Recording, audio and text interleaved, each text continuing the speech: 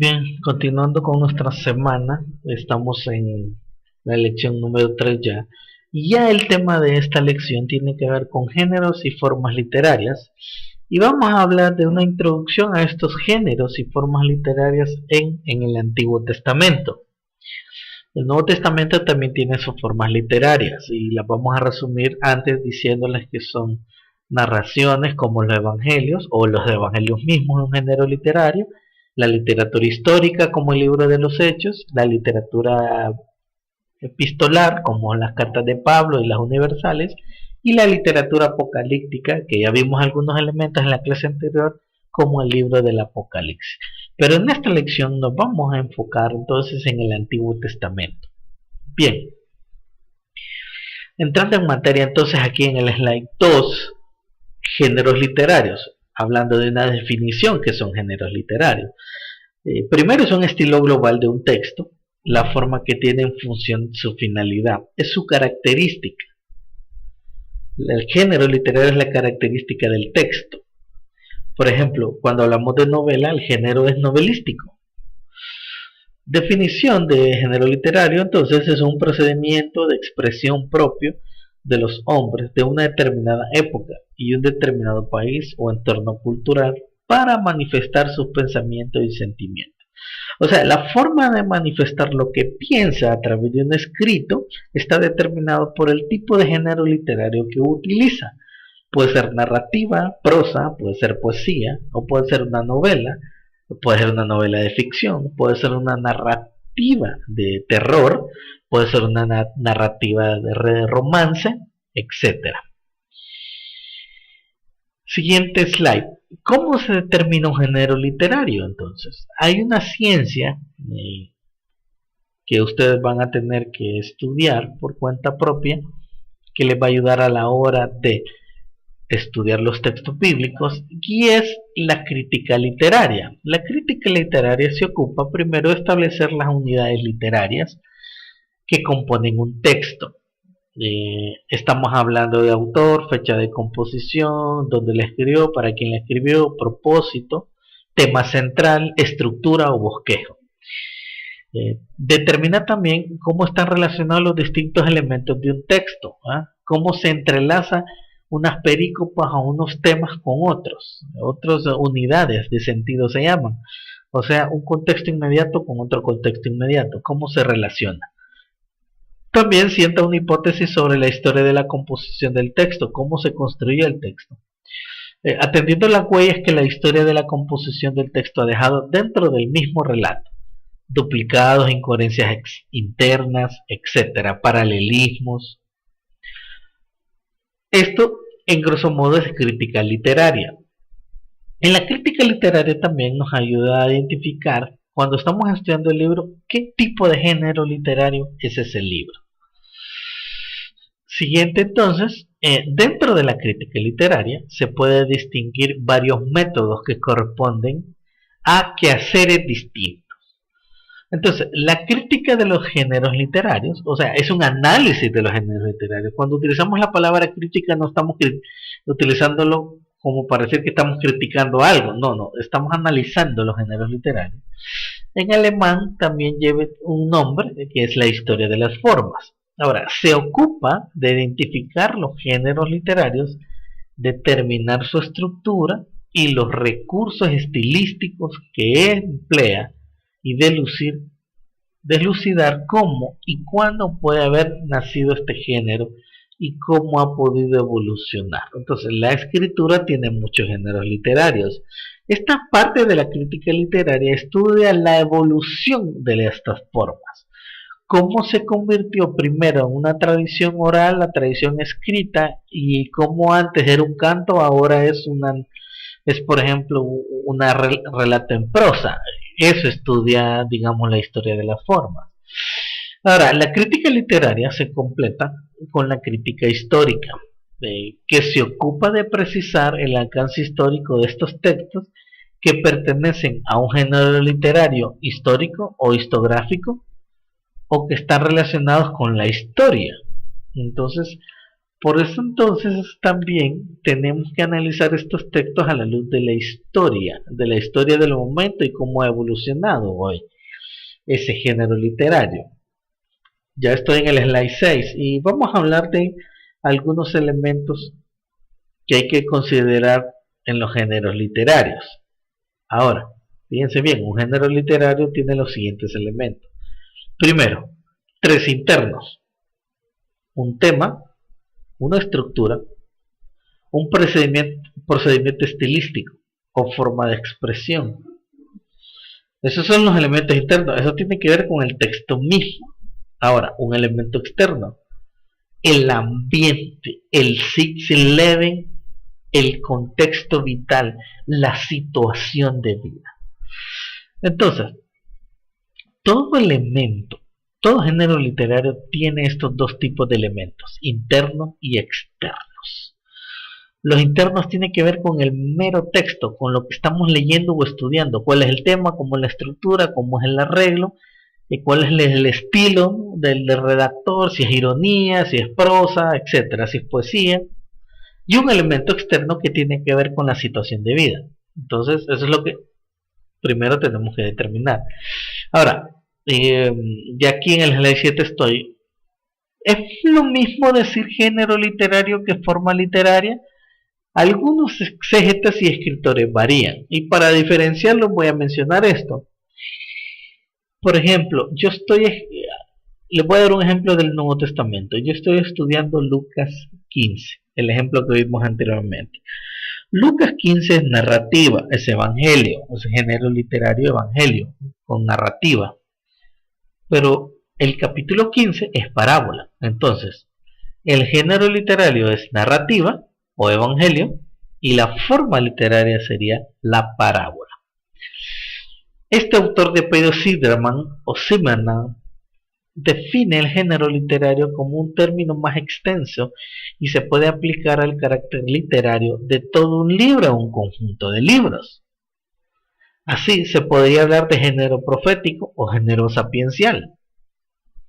Es algo macro el género literario, pero la forma literaria es algo micro, que daría para establecer el carácter literario de una unidad pequeña, un capítulo, un pasaje, un versículo. Ya un género literario puede ser un himno o una parábola. Les voy a dar otro ejemplo en el Nuevo Testamento que es más claro. Filipenses.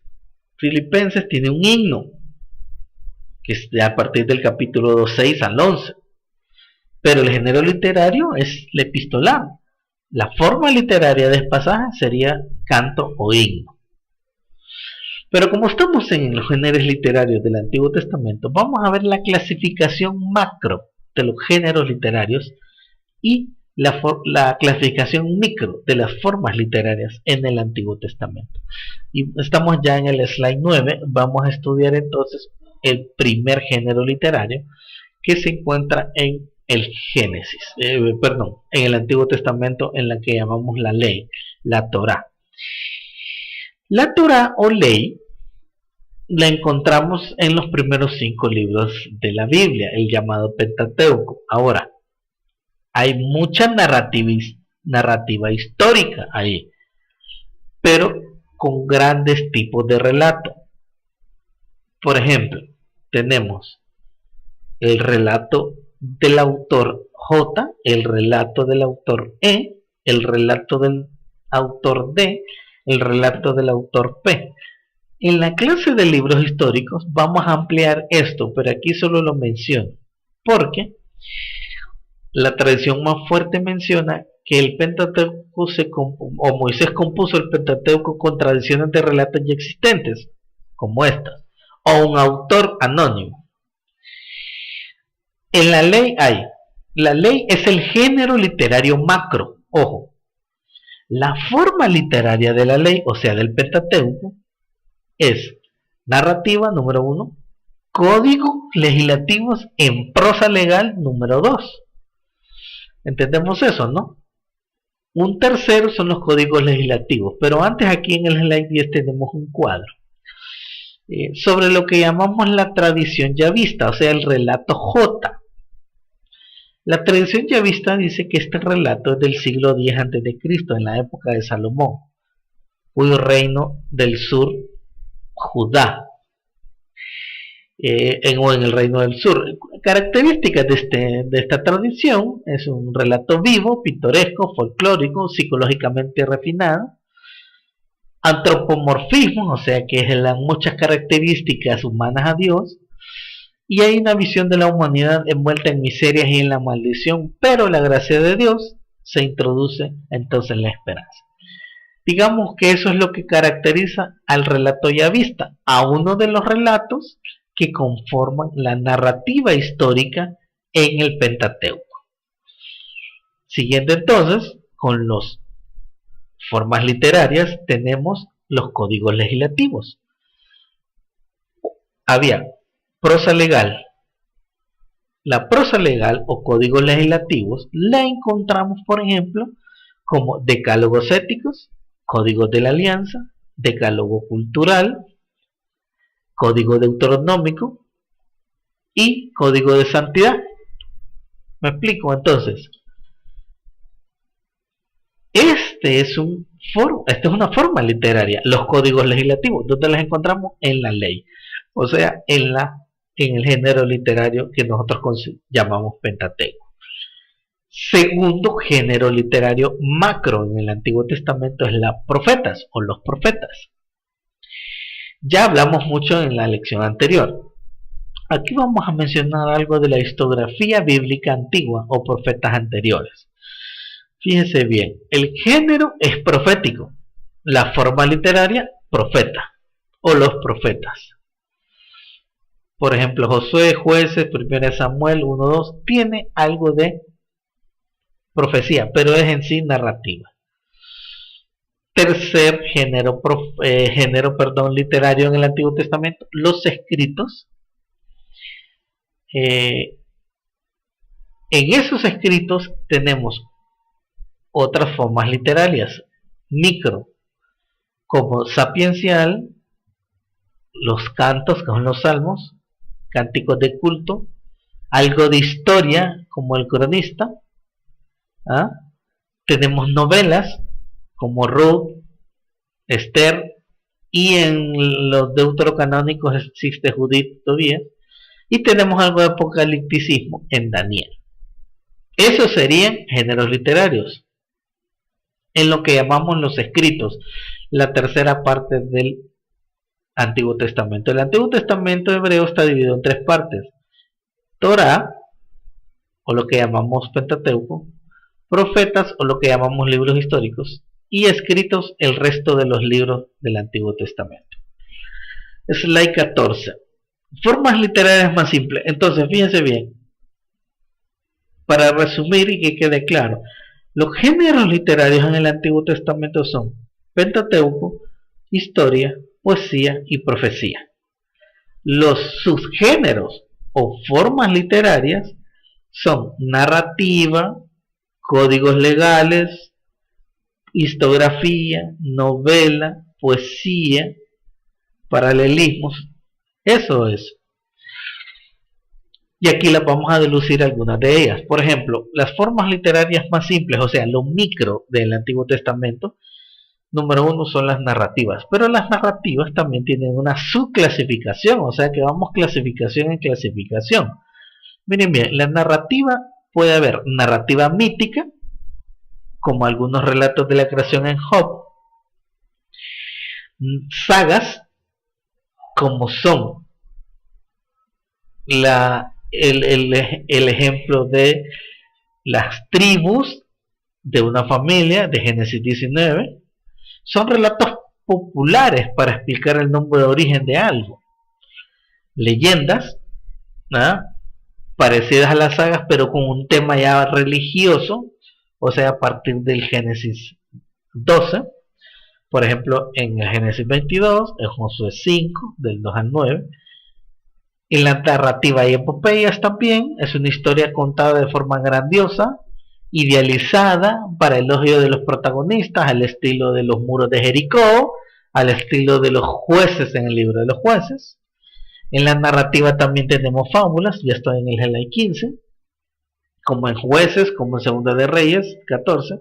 En la narrativa también hay relatos de sueños y visiones dentro de la narrativa, y eso. Entonces, esas son la forma literaria es la narrativa, y las subformas literarias serían narraciones míticas, sagas, leyendas, epopeyas, fábulas, etcétera. También tenemos la prosa oficial, que es la historiografía bíblica. Aquí en la historiografía bíblica, que es parte de la narrativa, tenemos los anales, o sea, cosas que fechamos, algo de historia, escritos oficiales en los que se recogen los hechos más importantes de cada reino. Crónica, también tenemos, se recogen detalladamente algún acontecimiento de un reino específico. Hay memorias, se rinde cuentas a Dios sobre el soberano de las actividades recomendadas. Ahí tengo los ejemplos, hay que ver cada uno de ellos.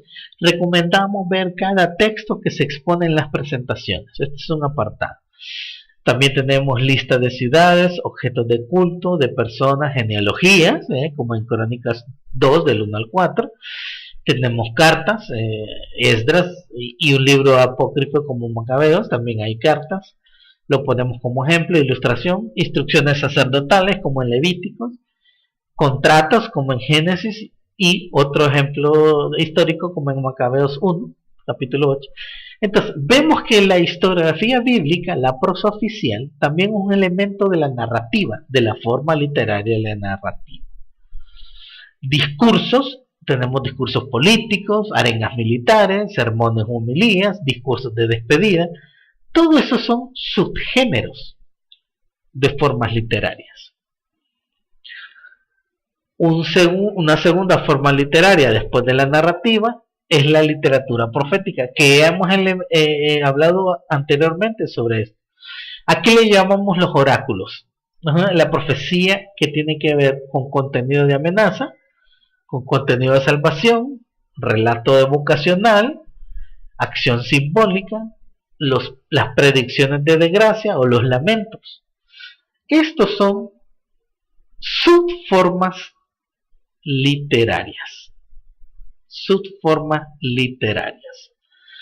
Entonces, que tienen que ver con formas literarias más simples. Ojo, para no confundir este vocabulario. También en la literatura profética tenemos visiones estáticas, como en Amós, discursos forenses o pleitos de Dios contra su pueblo, los famosos RIP. Tenemos también profecía escatológica, ¿no? Se presenta como imágenes de juicio final en el que Dios hará justicia a Israel, como el ejemplo de Ezequiel y Zacarías. Otra forma literaria es los cánticos populares, obviamente salmos es todo un canto. Tenemos clasificación de los cánticos populares como cánticos de trabajo, cánticos de burla, sátiras y cantos de banquete. Y fíjense bien que no solo en los poéticos hay, sino que en el resto del Antiguo Testamento hay estos cánticos populares. Tenemos elegías, o sea, por ejemplo el de Salmo, Samuel, cánticos de victoria, cánticos de amor, como en Cantares, cánticos actuales, ya estoy en el slide 12, culturales, fundamentalmente los salmos son cánticos culturales, hay súplicas, cánticos de súplica, hay himnos al estilo de alabanza, hay acciones de gracias, hay salmos reales que tienen que ver contra naciones de reyes, salmos graduales y cánticos de peregrinación, como el Salmo 15, el 91 y el 120. Entonces fíjense bien que los cánticos también es otra forma literaria, y hay subformas literarias en esto, como una especie de subclasificación. Y también tenemos la literatura sapiencial, que la encontramos mayormente en Proverbios y en Job. Tenemos las sentencias llamadas Mahal, es una máxima, un proverbio, dicho brevemente y encierra doctrina, estilo de vida, moralidad, etc. Como por ejemplo Proverbios capítulo 1 al 9. Tenemos refranes, tenemos el proverbio en sí, que habla que generalmente el libro de Proverbios te divide en dos: Sentencias, capítulo 1 al 9, y Proverbios específicamente de sabiduría, del 10 al 22, pero todo es sabiduría. Tenemos enigmas, tenemos sentencias numéricas, aunque sentencias numéricas las podemos encontrar en libros apócrifos mayormente, y tenemos un poema didáctico sapiencial como lo que es Eclesiastés o el Predicador. Entonces fíjense bien, el Antiguo Testamento tiene una mucha riqueza en lo que son formas literarias. Entonces, resumiendo, los géneros literarios en el Antiguo Testamento son mayormente cuatro: ley o pentateucos, históricos, poesía y profecía. Pero dentro de esa gran gama de géneros literarios tenemos las famosas formas literarias: epopeyas, narrativas, discursos, visiones, cánticos, himnos, literatura sapiencial, enigmas, refranes, etcétera, etcétera. Entonces a cada uno hay que considerar sus características propias que contiene. Bien, aquí terminamos entonces la semana número 4 y los esperamos en la próxima semana. Bendiciones.